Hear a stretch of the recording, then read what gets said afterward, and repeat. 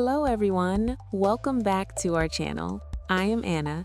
I am very happy to be here with you today. I hope you are feeling relaxed. I hope you are ready to learn some very useful English. Hi everyone, I am Dan. As always, we are excited to share practical English. This is English you can use in your daily life. Today we have a very important topic. We are talking about asking for help in English. That is right, Dan. Asking for help is something we all need to do, but for many English learners, it can feel uncomfortable. Sometimes it even feels a little scary. I agree. Many learners worry. They think, what if I sound rude? Or they think, what if my English is not good enough? They do not want to disturb other people. We want to tell you something important. Please do not be hard on yourself. Asking for help is a normal and healthy part of communication. Even native speakers ask for help every single day. Exactly. In English, being polite is not about having perfect grammar. It's about your tone. It's about using simple words and being kind. Today, we will show you how to ask for help politely and naturally. We want you to have confidence. Dan, let's start with the basics. Many learners think they need long sentences. Is that true? No, Anna, that is not true at all. Short sentences are often better. When you keep it simple, people understand you faster. You also feel less nervous. That is a great point. Let's look at a very basic sentence. Can you help me, please? This is a classic. It works in almost every situation. Yes, you can use it at work, you can use it at school, you can use it in a shop. The key is your voice. Keep your voice calm, keep it polite. Then the sentence feels very friendly. Let's practice that together. Listeners, please repeat after Dan. Can you help me, please? Let's say it again. Can you help me, please? Very good. Now, sometimes we want to make the request feel smaller. We do not want to sound heavy or demanding. How can we do that, Dan? We can use soft words. I like the words a little or for a moment. For example, you can say, could you help me for a moment? That sounds very nice. It tells the other person that you respect their time. It's a gentle way to ask. It really is. Now let's talk about friends and family. When we are with people we know well, we use informal English. This is casual and relaxed language. In casual situations, we often use the phrase, can you? It's simple and direct. It shows that you are comfortable with the person. A very common phrase in daily English is, could you give me a hand? Anna, do you use this phrase? Oh, I use it all the time. Give me a hand is a great idiom. It doesn't mean you want a person's hand, it just means you want help. We usually use it for physical tasks. Right. Imagine you are at home. You are moving a heavy table. You can say to your friend, could you give me a hand lifting this table? Or imagine you are shopping. You have many heavy bags. You can say, please, could you give me a hand with these bags? It is very natural. Let's practice this one too. Listeners, please repeat. Could you give me a hand? One more time. Could you give me a hand? Great job. Dan, let's look at another common situation. What about when we are in a shop? Good example. Imagine you are at the supermarket. You are looking for something. Maybe you are looking for rice. You can walk up to a clerk and say, excuse me, can you help me find the rice? Excuse me is very important. It's the best way to get someone's attention politely. Yes, start with, excuse me, then ask your question. The clerk might say, sure, it's in aisle 4.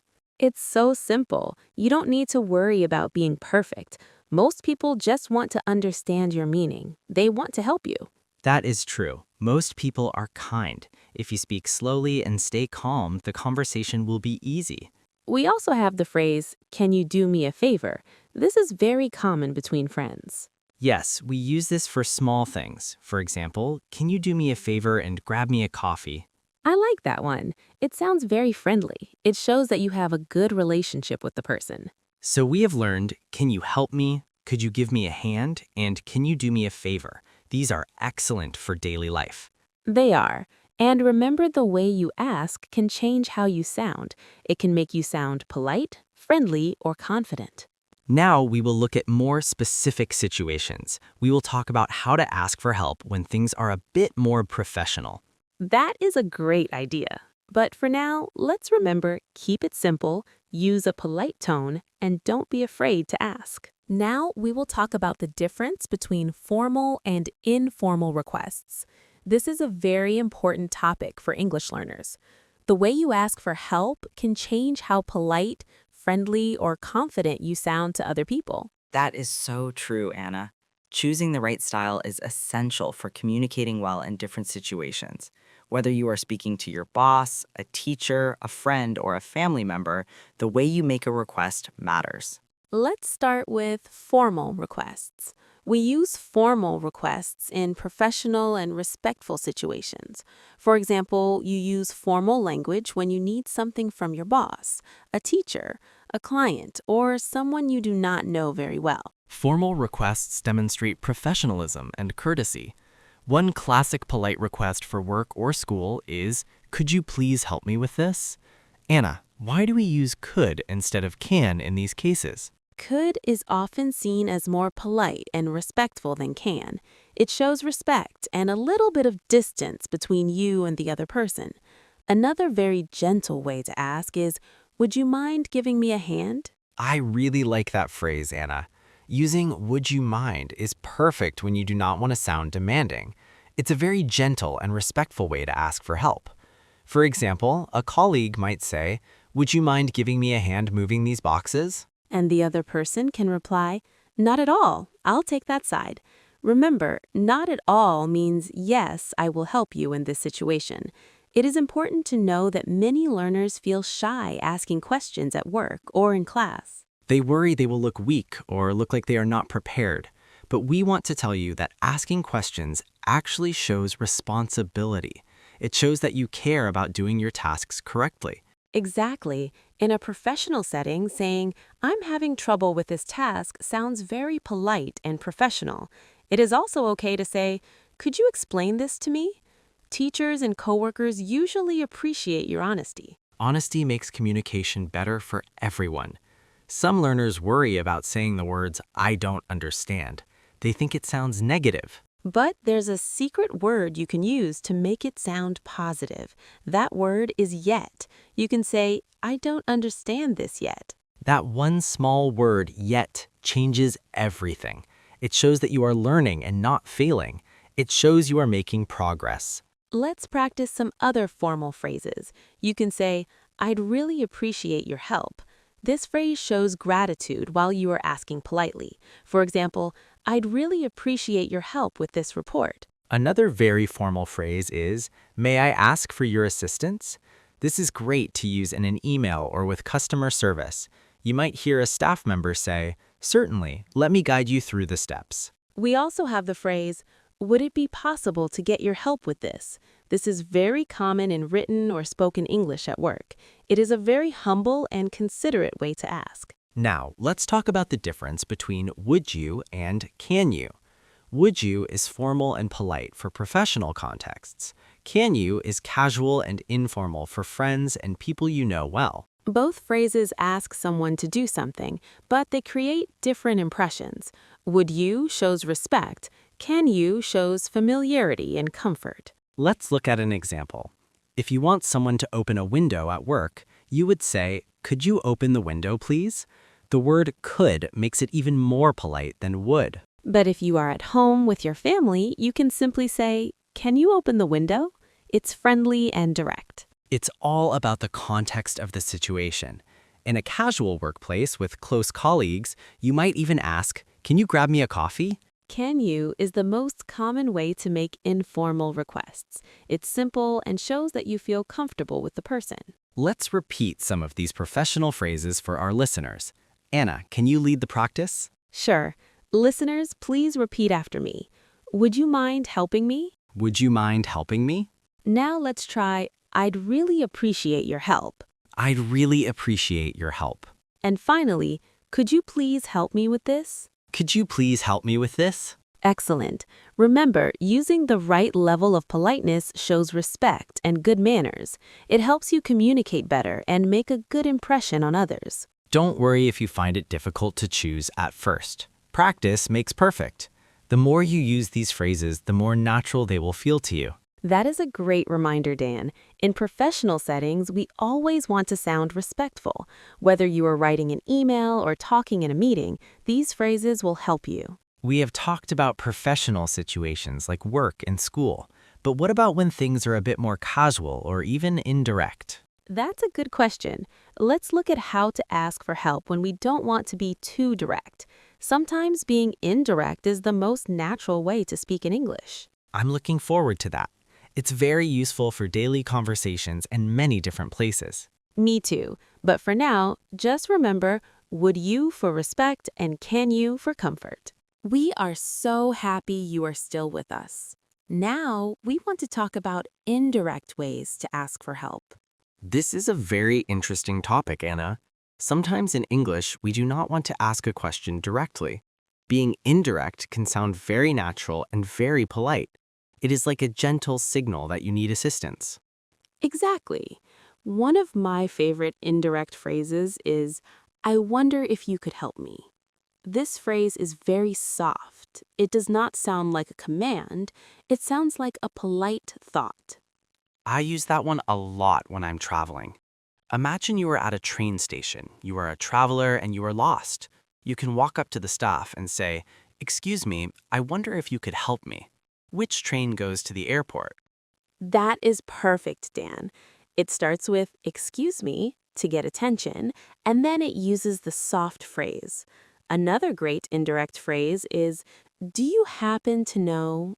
This is very useful when you're talking to a stranger, like a local person in a new city.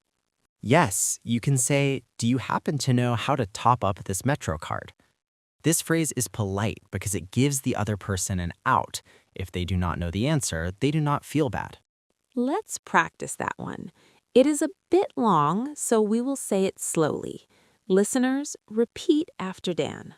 Do you happen to know? One more time. Do you happen to know? Very good. Now, let's talk about another way to signal that you need help without asking directly. You can describe your problem. For example, you can say, I'm having a little trouble with this.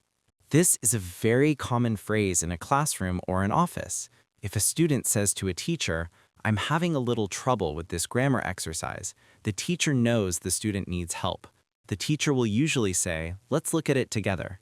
It is a very gentle way to get support. You are not saying, help me, you're just sharing your situation. Another phrase like this is, I'm not sure how to do this. Any advice? This is excellent for teamwork. I like that because it asks for advice, which sounds very professional. It shows you are open to learning. Now, Anna, what if we want to be very, very polite? Maybe we are asking a neighbor for a big favor. In that case, we can use the phrase, if it's not too much trouble, could you? This is a very humble and considerate way to ask. For example, you could say to a neighbor, if it's not too much trouble, could you water my plants while I'm away? It shows you know that your request might be a bit of work for them. It is very sincere. Another way to show this feeling is to say, I'd be grateful if you could help me out. In British English, this is very common and very polite. Help me out is another great chunk of language. We use it just like help me. For example, I'd be grateful if you could help me out with my application letter. Let's look at a few more phrases for asking for information. Sometimes you don't know if the person has the answer. You can say, do you have any idea? Or, I was wondering. Those are great for public places. You might say, I was wondering if you have this shirt in a medium size. Or if you are on the phone, you can say, I'm calling to find out about your office hours.